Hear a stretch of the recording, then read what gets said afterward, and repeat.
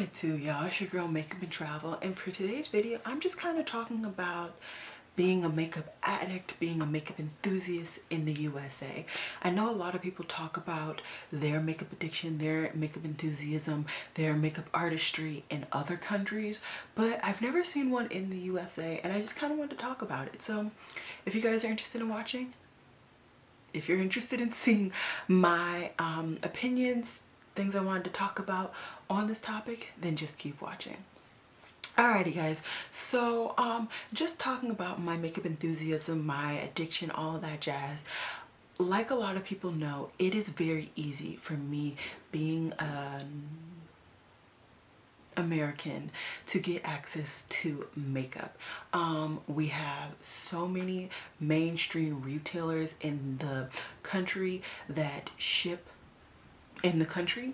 Then you also have like a lot of even UK, Canadian based indie brands that will also ship to the US, because a lot of consumerism happens in the USA. And for me, that's kind of twofold. It makes it so much easier for me to get my hands on things, but it also makes it so much easier for me to get my hands on things. You get what I'm saying? So like it does continue to feed my addiction, the fact that it's so easy for me to get access to all of these different brands and to all of these different things. You get what I'm saying? Another thing that I wanted to talk about, if you saw Angelica Nyquist's video on this topic, she did it last year. I'm gonna try my best to find it and link it down below. She was talking about how, or I don't know if she talked about it in that video or just videos in general, she talks about how she can swatch things. In Sweden, I believe everything makeup wise that is sold in the country you can swatch, especially like in person, you know what I mean? And in addition, they're not allowed to return items. I think that's awesome. I genuinely wish that I could go into like a CVS or a Walgreens and swatch certain things, because there are a lot of times you go into a drugstore in that type of element and you're not able to swatch things. So you purchase items that you think might be able to work for you, and you genuinely think it might be able to work for you. You've done your research, you're trying to just pick your shade at this point, and you find that it doesn't. So what do? You return the item and you get another item that you hope and pray will actually work for you. Well, there's two problems with that. One, that's wasteful. So unfortunately, that item that you've already used, tested out, tried to work with gets thrown in the trash. So that adds to the landfills in the United States. But also too, it takes up your time. Not everybody has the time to not only go to the drugstore to purchase the item, but thereafter go to the drugstore to repurchase and or return and get a new item within the same realm. And that really drives a lot of consumerism and a lot of people too in the US just buying 10 of one shade. So you see all these beauty gurus, beauty bloggers that are definitely higher up in the subscription ranks that are just buying like 3 and 4 of a foundation, and it's like, why would you do that? So they take the foundation, they'll swatch all the foundations and be like, this one's not right, this one maybe, oh, this one's just right. And then they only use that one, they put it on their face, and then they've wasted the other two. Unless they have friends that they know that can match those other two and their friends are willing to take used makeup, you're wasting 2 bottles that potentially could have been used by somebody else who had actually matched. So this perpetual one thing that Americans cannot swatch all the items that we can purchase in store really hurts the American economy, and it really hurts our global environment as a whole. And another side that a lot of people don't think about, who pays for returns? Because I bet you Ulta, Sephora, Walgreens, CVS aren't paying for returns. I'm betting that it is the actual brand who is paying for these returns. Hence why you see a lot of like medium to small brands who don't accept returns. Even a lot of indie brands really don't accept returns because they're physically making these items by themselves in their homes, potentially in a business, more cleaner environment, if you will. And they are taking all of that time, factoring that into the price. And if they accept a return, they could be losing so much profit. This is literally their profession, their job, their livelihood. So I understand completely why indie brands don't accept returns, because of the rate and amount of returns that people are making. Hence another reason why I really support Sephora's move to changing their return policy, where they're not accepting everything under the sun regardless of the time span in which you purchased it. Because there were a lot of people who were using like half of the product, bringing it back like, this didn't work, this was that, I want a new one, and then repeating the cycle. Or there would be people who wouldn't take care of the product. Let's say somebody got this MAC brush. They went to the MAC store like, this sheds 24/7, I need a new one.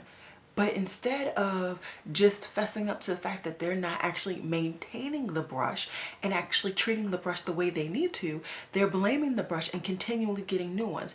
So many people in this American economy are just capitalizing, are just taking advantage of this capitalist society. And I really think that that is helping to fuel a lot of Americans in particular to getting these makeup addiction, makeup habits, de-stressing tools in purchasing makeup. And I'm not saying it's wrong. I'm not saying I'm not there, because that's stupid. I mean, look behind me. Do you see how much makeup I have? Like, come on now. And even if you see how much makeup I declutter in a year, come on now.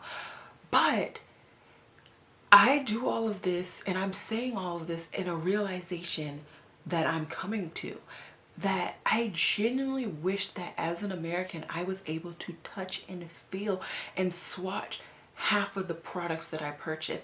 And I am making a concerted effort in 2019 to actually go into stores that I can before I purchase. This is, when I'm recording, this is Christmas, hence the look. I didn't actually intend for it to come out this way, but it did, whatever. And as much as I'm purchasing online now, I'm learning from that. Even with the, okay, yes, I can't, like, let's say my indie brands. So everybody knows. So I got interrupted and I completely forgot where I was in my rant, if you will, when it comes to this video.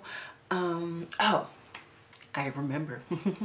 So even talking with the indie brands that I love to purchase, love to buy from, all of that packaging, are you and are we actually recycling or even disposing of it properly? If not, we're hurting the environment even more in that avenue. And why not? I mean, don't get me wrong, I'm not going to stop purchasing from indie brands. That's just a dying wish. Like, on my deathbed, I will stop purchasing, but until then, no. But think about the packaging and the waste that is going into that packaging. That's another reason why you should go in a store more often. And even then, so like for me, stomach stop. For me, depending on the week, I get 1 to 3 days off every other week. It's like a whole story with my schedule. But forcing myself to wait until I can physically go into a store will ensure that I genuinely want that item. Because if you know me, I am very much a homebody. I dislike leaving my house, let alone my room, let alone my bed. Like, if I'm in my bed, it's a wrap on any plans, anything. I'm not leaving my bed. Like, that's a non-negotiable item. Many of friends have gotten that the way my life is looking text, like, I'm not leaving my bed. So if I take that effort to actually get out of my bed, get out of my bed and go to a mall, which I can't stand malls, but if I make that effort to do all of that, that means I really want that item, or I'm very interested in that item. God, I even took the effort to go into Sephora to really swatch the Huda Beauty New Nudes palette. I don't hate Huda. I hate her formula. But I still made the effort because I was really attracted to that palette. Just like I was really attracted to the Kevyn Aucoin palette, but I can't seem to find it in store. But anyways, if you force yourself to actually go in store to purchase the item, to look at the item, to swatch the item, to feel the item, that might also cut down in your returns and even in your purchasing. So many people will buy an item thinking that it's one thing, and when they swatch it, they're like, oh, what is this? You could have done that in store. If that item is sold in store, you could have done it on store, saving from the environmental trash and empties that we're creating as a whole. So honestly, I genuinely and wholeheartedly wish I didn't live in the US. I wish it was harder for me to get access to some of these brands. One, because it would really force me to see if I need it. Two, it would force me to see if I had any items in my collection that I could use as that item. And three, it would cut down on my waste towards the environment. And what is that? Is that people walking outside? What's going on? Anyways, I'm actually considering not living in the US, but if you know my job description, it'll make sense. But anyways, and so I can't wait till the moment where I no longer live in the US, where all of these things will come into play, and then I can really say, you know, I enjoy that I don't live in the US. I enjoy that it forces me to reduce my purchasing. And then, you know, one last thing, a lot of other countries, the housing arrangements aren't necessarily as big as here in the US. So a lot of, even though people say, oh, I live in the hole in a wall, oh, this, that, and the third, a lot of American housing is bigger than other countries. Not all countries, but a fair amount of them. And that allows Americans to be more consumers, to purchase more things, to engulf more things. And had I lived in a smaller room, in a smaller house, I probably wouldn't have half this stuff because I wouldn't have a place to put it. So it's all of this to say, I genuinely do wish I lived in a smaller place, and I think that would help to reduce my carbon footprint and my footprint, all of the footprints. I think it would help me to reduce them. You know what I mean? So two other things that we have to think about when we're thinking about how an American purchases is shipping. So a lot of Americans are extremely spoiled, and we get like a threshold that we have to get to in order to have free shipping. So generally a lot of American makeup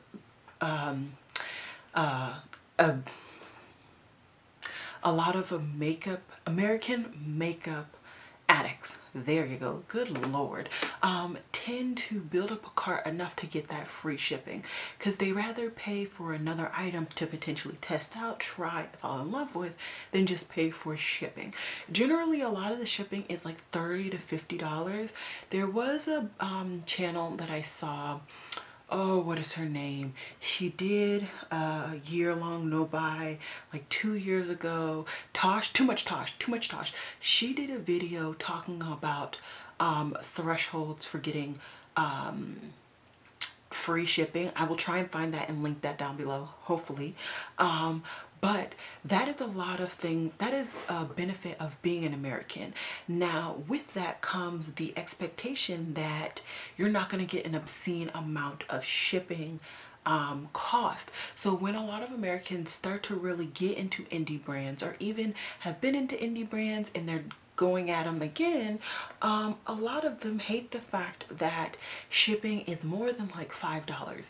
Some people it's like $5 to $15, somewhere in between that, but once it hits $20 and more, typically Americans just ain't buying it. Like, they don't care what it is, they're not buying it. And typically you start to get higher prices if it's an indie brand in the UK, or even like Cleonade, they have a $15 minimum. That's their cheapest shipping, and they're in Canada.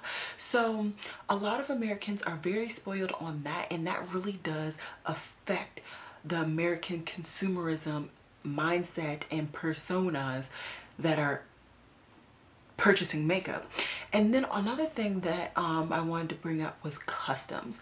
So I hear a lot of European beauty bloggers, vloggers, YouTubers talking about, oh, I had to pay customs on this package. That was another 10 pounds, another 10 quid, all these other currencies that I don't understand. I have never had to pay for customs fee, not once. And I have purchased from a lot of UK brands. I've bought Italian brands, Canadian brands.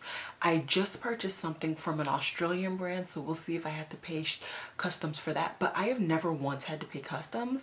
And just like in other countries, the package that I receive has to go through customs at some, you know, far off place, and then they ship it to my location after it is cleared that customs. And generally, from my knowledge, which is very, very minimal at best, customs in the US is basically just trying to make sure that nothing illegal comes into the US.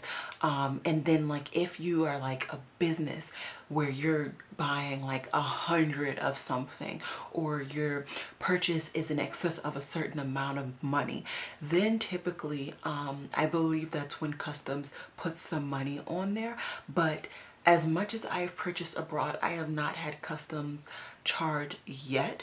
And that's another thing that has helped to sort of fuel my makeup addiction, because I don't have to stress and think about, okay, this palette may be $20. I think this actually was from a UK brand, maybe not, I don't know, but this palette was $20. Okay, and then on top of that I have shipping, on top of that I have taxes, so maybe altogether this palette might be $35. Okay, but how much customs am I going to get? And from what I hear from a lot of people, they say like customs can be 5 to 10% of the total purchase, so that can make a $20 palette go upwards to $40, making it almost double what the actual palette is, what you actually want. And so that's a lot of things that like non-US based makeup addicts, makeup enthusiasts, makeup lovers have to think about, whereas me being an American, I don't have to think about that. And so that makes me happy in a way to be an American, where like certain additional costs I don't have to think about, but that also does genuinely fuel me to purchase more makeup, especially when like Sephora, Ulta, Beautylish, Beauty Bay, all of these other retail makeup brands and stores are starting to get a lot of these indie brands. So that's even cutting off some of those shipping, higher shipping potentials for customs for me. And so that's making me purchase more. So yeah, these are some other things that I think are really important for people to know who maybe aren't US based. And just at the end of the day, remember, the grass is always greener on the other side. Right now I'm like, no, I don't want to be in the US. I get to purchase too much makeup. Oh me, oh my, I can't stop. But it's like, on the other side of things, a lot of people wish they were an American, because they would have access to a lot more makeup at a cheaper price. And then lastly, you know, me being an American, I grew up in a consumerist society, not necessarily a consumerist family, because my family, especially my parents, really don't purchase things that are not necessary. Wow, my parents really don't purchase something that are not necessary. They're very minimal couple, if you will. And that's something that, like, regardless that I'm in a consumerist society, I can become a minimalist if I want to. And all of these, not that I'm a European or I have ever lived in a European country. I've visited for extended periods, but I've never lived, so I don't want to speak for them. But like, always think about it that way. Yes, you may live in this area, yes, you may live in this society that may give you problems with something that you really want to purchase, or may make it easier for you to control your wallet. But just try and find the little seed of joy, the little benefit of what your situation is. And currently my benefit is that I do have access to such beautiful and interesting brands at the touch of my fingertips. But that is not gonna, I'm not gonna continue to allow that to be a fuel for my makeup addiction. I'm really gonna work on cutting out things that I don't need, really honing in on my collection, and just bringing in things that will bring value to my collection, things that I don't already have. So yeah, I feel like this might have been a rant.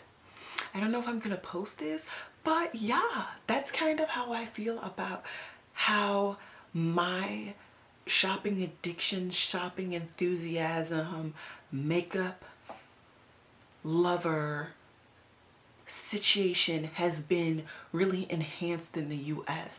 I would love to hear, if you're in the US, if you have the same thoughts, if you have different thoughts, if you live somewhere else. I would love to hear how things are dealt in your country. I've seen Angelica Nyquist's video on how it is in Sweden, and I just started following another girl. Oh, let me find her. Give me 1 second.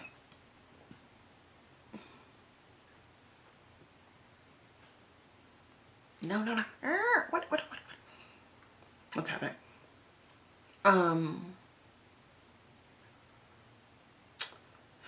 Scratch it. Now I gotta find her in the list of million people that I love to follow.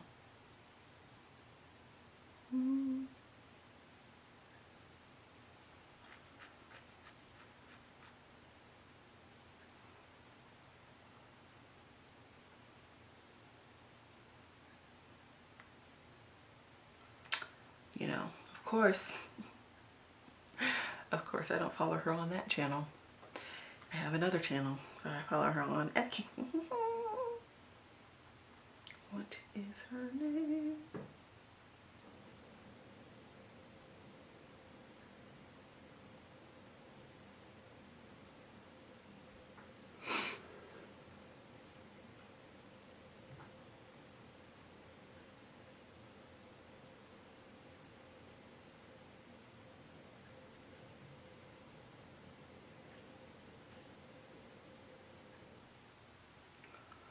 What in the tarnation?